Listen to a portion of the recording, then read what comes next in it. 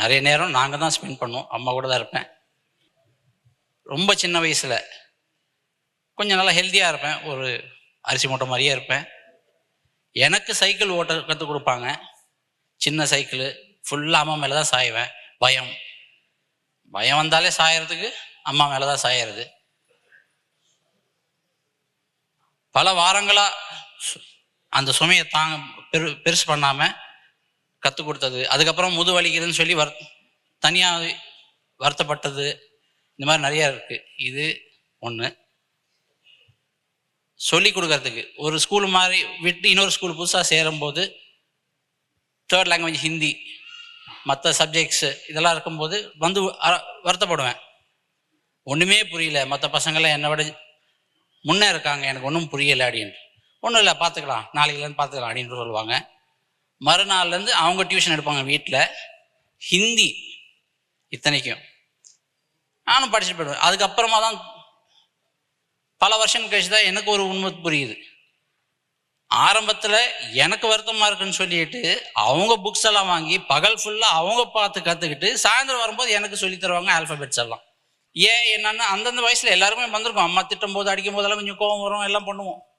ஆனால் அவங்க செஞ்சதில் ஏதோ ஒரு நல்லது இருந்திருக்கு, என்னோட கேரக்டர் பில்டிங்கில் ஏதோ ஒன்று நல்லது இருக்குன்றது முரளி சார் பார்த்து இந்த பெரிய மேடையில் உட்கார வச்சதுனா மூலம் எனக்கும் புரியுது.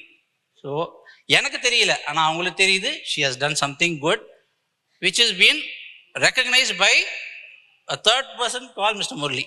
தேங்க்யூ அம்மா. இது சின்ன விஷயங்கள் இது யோசிக்கும் போது அம்மாவுக்கு எனக்கும் உள்ளானது. நான் அவங்களுக்கு ஞாபகப்படுத்துகிற விதத்தில் தான் பேசிகிட்டு இருக்கேன். எல்லாருக்கும் அவங்களுக்குள்ள நிறைய விஷயங்கள் இருக்கும், அது அவங்களுக்கு தான் ஸ்பெஷல். வெளியாளுக்கு சொன்னால் அவ்வளோ ஒன்றும் சுவாரஸ்யமாக இருக்கிறது இல்லை, இருக்கலாம். ஆனால் இந்த மேடையில் நான் சொல்ல விரும்புகிற விஷயமே வேற. நான் அம்மாவுக்காக நான் இது சொல்ல வரல. எல்லாருக்கும் நமக்கு எல்லாருக்கும் ஒன்று சொல்லணும்னு தோணுற விஷயம்தான் இப்போ பேசிகிட்டு இருக்கேன். கடவுள் படைப்பில் பஞ்சபூதங்கள், அதுக்கு மேலே நான் பேச முடியாது. என்னை விட நிறைய தெரிஞ்சவங்க நிறைய பேர் இருப்பாங்க. பெரும் சக்தி நமக்கு வாழ்வாதாரம் இவங்க தான். ஆனால் இந்த 5 விட பவர்ஃபுல்லானது ஒரு 6வது தாய். அது உணர முடியுது, இது பார்க்க முடியுது. கடவுள் சக்தி.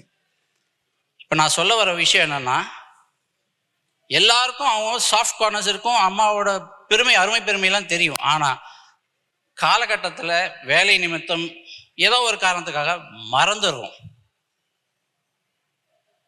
இது அந்த ஒரு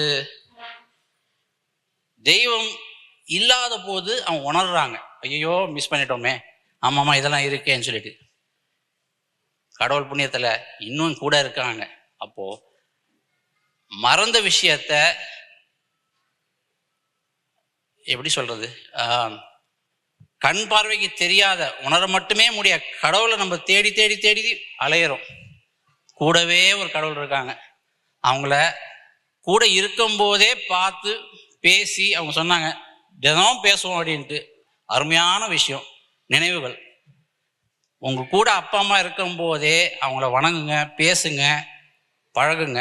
இல்லாத போது வருத்தப்படாதீங்க, கிடைக்காது. இந்த உணர்வு முரளி சார் என்று சொன்னதுக்கு அப்புறம், இந்த மேடைக்கு வந்த அப்புறம் நான் உணர்றது தான். இருக்கும்போதே நம்ம வணங்கணும். இதை எனக்கு புரிய வச்சு அதன் மூலம் உங்களுக்கு சொல்ல எனக்கு ஒரு சந்தர்ப்பம் கொடுத்த மிஸ்டர் முரளி சாருக்கு ரொம்ப ரொம்ப கடமைப்பட்டிருக்கேன். Thank you sir, thank you very much. இப்பொழுது நாம் வணங்கக்கூடிய தாயார் Shrimati V Vijayalakshmi, mother of doctor V Uma, Suyam charitable trust founder, managing trustee.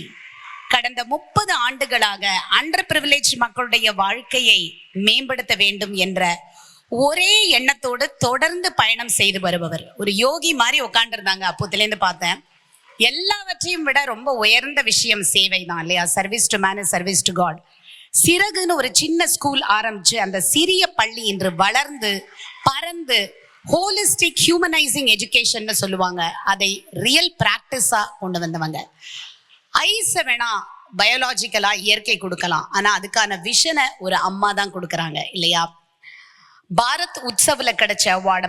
Bharathi கனவு கண்ட புதுமை பெண் இவங்க.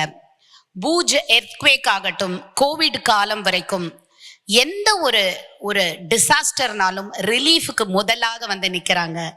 ஒரு மெடிக்கல் கேர், அதே மாதிரி health care, education, awareness creation, இதில் அவங்க செய்த சாதனை அப்படிங்கிறது செயற்கரியது. 30 வருஷம் ஒரு பெண்மணி இதுக்காகவே தன் வாழ்நாளை செலவிட்டிருக்காங்க அப்படின்னு நினைக்கும் பொழுது ரொம்ப பெருமையாக இருக்குது. சில பேர் இன்ஸ்டிடியூஷன் பில்ட் பண்ணுறாங்க, சில பேர் இன்னோவேட் பண்ணுறாங்க, சில பேர் ப்ராசஸ் பில்ட் பண்ணுறாங்க, சில பேர் மனிதர்களை உருவாக்குகிறார்கள். மனிதர்களை உருவாக்க அவங்க காரணமா இருந்திருக்காங்க அப்படின்னு சொல்ல வராங்க. வாங்கம்மா உமா.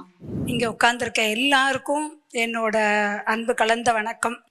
நான் பலருக்கு அம்மாவாகவும் பல குழந்தைகளுக்கு நான் அம்மாவாகவும் இருக்க இந்த உலகத்துக்கு என்னை கொண்டு வந்த என்னோட தாயாருக்கு வந்து நான் ரியலாக நிறைய நன்றி சொல்லிக்கிறேன். ஏன்னா நான் பல தாய்மார்களுக்கு நான் இன்னைக்கும் மகள் தான். என் ஃபேமிலிக்கு மட்டும் கிடையாது, என்னை சுற்றி இருக்கிற அத்தனை பெரியவாளுக்குமே வந்து நான் ஒரு மகள் தான்றதை வந்து ரொம்ப அழகாக உணர்த்துறதுக்கு, அந்த பயணத்தை தொடர்றதுக்கு வந்து ரொம்ப உறுதுணையாக இருந்தது அம்மான்னு சொல்லலாம். எப்படின்னா, நான் வந்து ஃபுல்லாக சேவையிலே மட்டும்தான் இருப்பேன். ஒரு கல்யாணத்துலலாம் ஈடுபாடு இல்லாத ஒரு ஆள் நான். ஆனாலும் சேவைக்காக நானும் முத்துராமனும் கல்யாணம் பண்ணிட்டோம். எங்களுக்கும் ஒரு குழந்தை வந்தது. ஸோ என் குழந்தைய வந்து அப்போ குழந்தையா சேவையா, என் ஃபேமிலியா உலகத்தில் இருக்கிற ஃபேமிலியா, அந்த ஒரு இது இருந்தது, ஒரு டைலமா இருந்தது. அந்த டைலமாவை ஃபிக்ஸ் பண்ணது இந்த அம்மா தான். எப்படின்னா, எனக்கு குழந்தை பிறந்த அன்னைக்கு எங்கள் அம்மா வந்தாங்க சுயம்க்கு. அன்னிலேருந்து இன்னைக்கு வரலும் எங்கள் கூட சுயம்லேயே இருக்காங்க. எங்கள் அண்ணாவோட போல, என் தங்கையோட போல இல்லை, நான் உன் குழந்தைய பார்த்துக்கிறேன், நீ ஊரில் இருக்கிற குழந்தைய பார்த்துக்கோன்னு என் கூடவே இருந்து எனக்கு உறுதுணையாக இருந்தவங்க. பிகாஸ் பெரிய ஃபேமிலியிலலாம் வந்து எனக்கு ஒரு பெரிய நாட்டம் கிடையாது. ஊருக்கும் செய்யணும், ஆனால் அதே சமயத்தில் வீட்டையும் பார்த்துக்கணும். இதுதான் டைலமா. இந்த டைலமா ஃபிக்ஸ் பண்ணுறதுக்கு ஒரு பெரிய ரோல் மாடலாக இருந்தவங்க அவங்க தான். அவங்க வந்து ஆக்சுவலாக குக்கிங் குயின். அவங்களுக்கு ஒரு 90 விதமாக ரசம் தெரியும், நிறைய விஷயங்கள் தெரியும். ஸ்கூலுக்கே போகலைனாலும் படிக்காத மேதை அவங்க. ஏன்னா நல்லா தமிழும் படிப்பாங்க, இங்கிலீஷ் படிப்பாங்க, மேக்ஸ் நல்லா போடுவாங்க. ஆனால் ஸ்கூலுக்கு போனதில்லை. தன்னோட ஃபேமிலிக்காகவே வந்து தன்னை டோட்டலாக அர்ப்பணம் பண்ணிக்கிட்ட ஒரு ஆத்மா அவங்க. ஏன்னா தான் தங்கையை படிக்க வைக்கணும், தம்பியை படிக்க வைக்கணும், அக்காவுக்கு ஹெல்ப் பண்ணணும், அதுக்காகவே நான் ஸ்கூல் போகல அப்படின்னு வீட்டில் இருந்தவங்க. எங்கள் பாட்டிக்கு கொஞ்சம் நிறைய குழந்தை பிறந்ததுனால என்னமோ கொஞ்சம் நார்மலாக இல்லாத டைமில் பாட்டியை பார்த்துக்கிட்டவங்க அவங்கன்றதுனால அவங்க ஸ்கூலுக்கே போகல. அதுக்கு ரிவர்சலாக எனக்கு வந்து நான் வந்து ஒரு 10 டிகிரி வாங்கி ஒரு முனைவர் பட்டம் வாங்கி இன்னைக்கு நிறைய குழந்தைங்களை படிக்க வைக்கக்கூடிய ஒரு ஸ்டேஜில் நிறுத்தியிருக்காங்கன்னா அது அவங்களோட அந்த ஃபேமிலி டெடிகேஷன் தான். பட் நான் ரொம்ப சின்ன வயசில் எல்லார்கிட்டையும் சொல்லுவேன், எனக்கு 2 அம்மா 2 அப்பா தான் சொல்லுவேன்.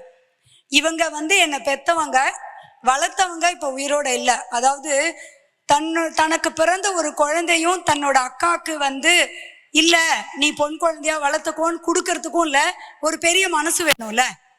அந்த மனசு இவங்களுக்கு இருந்து இவங்களோட அக்கா தான் எங்கள் அம்மான்னு நான் சொல்லுவேன். நான் அவங்கள தான் இன்னைக்கு வரலும் நான் அம்மான்னு சொல்லிட்டு இருப்பேன்.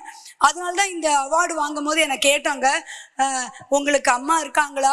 சின்னையா சுவாமிஜி தான் பேசினாரு, அவங்க உமா மகேஸ்வரி பேசி கேட்டாங்க, இந்த மாதிரி முரளி சார் வந்து உங்களுக்கு அவார்டு கொடுக்கணுன்றாங்க, உங்கள் ஆற்றுல யார் பெரியவா இருக்கா உமா, நீங்கள் நிறைய பண்ணியிருக்கீங்கோ அப்படின்னா. அப்போ நான் முதல்ல என்ன சொல்லிட்டேன், எங்கள் அம்மா அப்பா செத்து போயிட்டான்னு சொல்லிட்டேன். எனக்கு வந்து என் பயாலஜிக்கல் மதர் ஞாபகம் வரல. ஏன்னா நான் அந்த அம்மாவையே நான் அம்மா சொல்லி பழகினதுனால சொல்லலை. அதுக்கப்புறம் திருப்பி ஃபோன் பண்ணி சாரி கேட்டேன். இல்லை என்னோட பயாலஜிக்கல் அம்மா இருக்கா, அவள் வந்து சுயம்ல தான் இருக்கா. இன்னைக்கு வரலும் தன் கையால் சமைச்சு தான் எங்கள் ஆட்டிஸ்டிக் சைல்டுக்கெல்லாம் சாப்பாடு கொடுக்குறா. நிறைய குழந்தை, அதாவது இங்கே வந்திருக்கா 2-3 குழந்தைகள் அங்கே இருக்கா. அந்த குழந்தைலாம் இறக்குற தரவால இருந்தவாளையும் காப்பாற்றி வெளியில் கொண்டு வந்தது எங்கள் அம்மாவோட மருத்துவம் தான். அவங்க வந்து இப்படி பண்ணாத, அப்படி செய்யாத, இந்த மருந்து கொடுக்காத, ஆம்பளை பசங்களுக்கு இது செய்யாத அப்படின்னு எல்லாத்தையும் அவங்க வந்து அவ்வளோ இருந்து பார்த்துக்கிட்டு செஞ்சுருக்காங்க. எங்கள் ஃபேமிலிக்கும் செஞ்சுருக்காங்க, என் தங்கைக்கும் செஞ்சுருக்காங்க, எங்கள் அண்ணாவுக்கும் செஞ்சுருக்காங்க. எங்கள் அண்ணா குழந்தைக்கெல்லாம் செஞ்சதோட சுயம்ல இருக்கிற குழந்தைங்களுக்கு அவங்க செஞ்சது தான் அதிகம். இன்னைக்கு வரலும் அவங்களே சமைச்சு தான் சாப்பிடுவாங்க. அவங்க சமைச்சு நாங்கள் சாப்பிடணும், நாங்கள் சமைச்சு அவங்க அவ்வளோவா சாப்பிட்டது கிடையாது. அவ்வளோ அழகாக எல்லா குழந்தைகளுக்கும் செய்வாங்க. அதனால தான் இன்னைக்கு எங்களால் வந்து ஒரு ஐசிஎஸ்சி பள்ளியை இலவசமாக இந்தியாவிலேயே முதல் முறையாக பிலோ பாவர்ட்டி லைனுக்காக கொடுக்க முடிஞ்சுது. அதுக்கு கண்டிப்பாக வந்து அவங்களுக்கு தான் நான் நிறைய தேங்க்ஸ் சொல்லணும். நாங்கள் சுய மூலியமாக நிறைய விஷயங்கள் பண்ணுறோம். கல்வி, சுகாதாரம், அதுக்கப்புறம் விழிப்புணர்வு, இந்த மூணுமே நாங்கள் பண்ணிகிட்டு இருக்கோம்.